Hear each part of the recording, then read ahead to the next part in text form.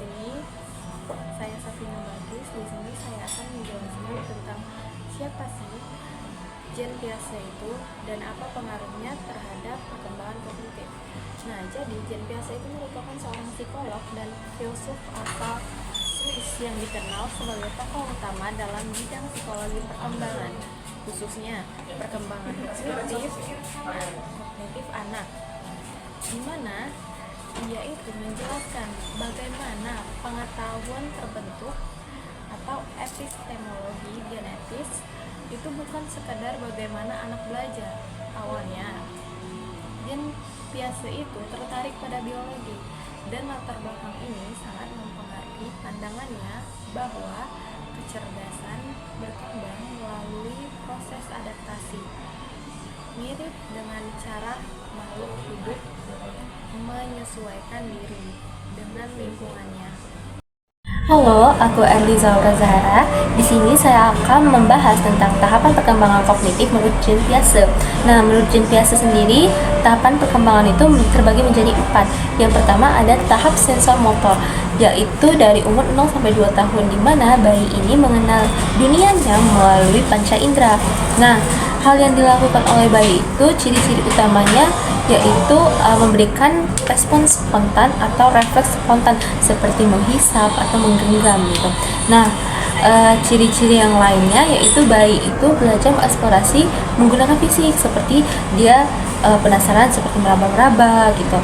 Nah, ada konsep dasar yang penting di tahapan ini yaitu object permanence, di mana anak itu menyadari bahwa benda tetap itu akan ada meskipun tidak terlihat. Misalkan nih, ada mainan yang tertutup oleh bantal. Nah, anak akan tahu kalau misalkan benda itu tetap ada walaupun tertutup oleh bantal tadi.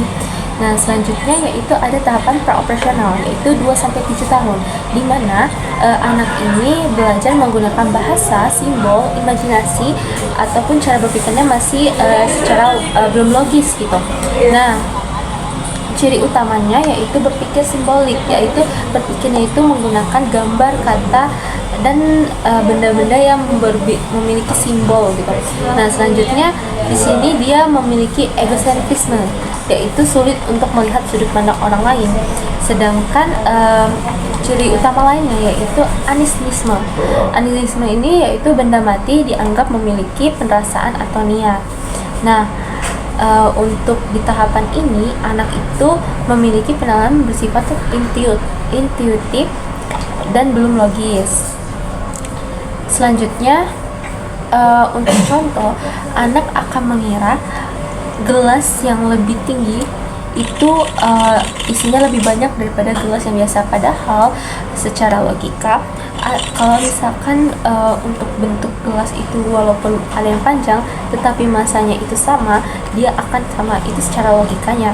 Nah, selanjutnya adalah tahap operasional konkret, yaitu 3-11 tahun, di mana anak itu tuh mulai berpikir logis nih. Nah, di sini ciri utamanya yaitu memahami konservasi, jumlah, panjang, dan volume.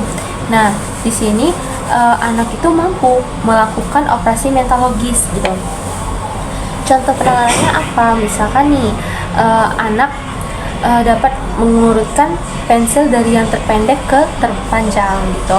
Nah, selanjutnya yaitu ada tahapan operasional formal dari 11 sampai ke atas, di mana tahapan ini adalah tahapan yang paling tertinggi, di mana individu itu mampu berpikir secara abstrak dan hipotesis. Nah, lalu ciri utamanya apa? Ciri utamanya itu anak itu bisa berpikir abstrak dan simbolik gitu, dan lebih kritis.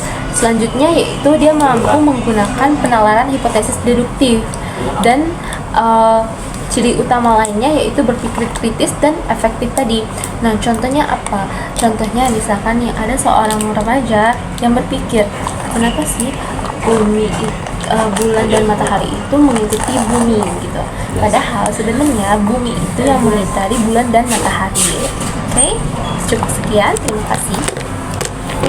Kenalin, nama aku Aulia Fatiazahra. Nah, di sini saya akan menjelaskan sedikit nih apa itu asimilasi, akomodasi, dan ekoliberasi. Nah, seorang anak kecil itu sudah tahu bahwa semua hewan berkaki 4 itu tuh disebut anjing. Nah, ketika ia melihat kucing, ia tuh langsung menyebut kalau itu tuh anjing. Nah, ini tuh disebut asimilasi karena pengalaman baru atau melihat kucing tadi itu dimasukkan ke pengetahuan lama tentang anjing.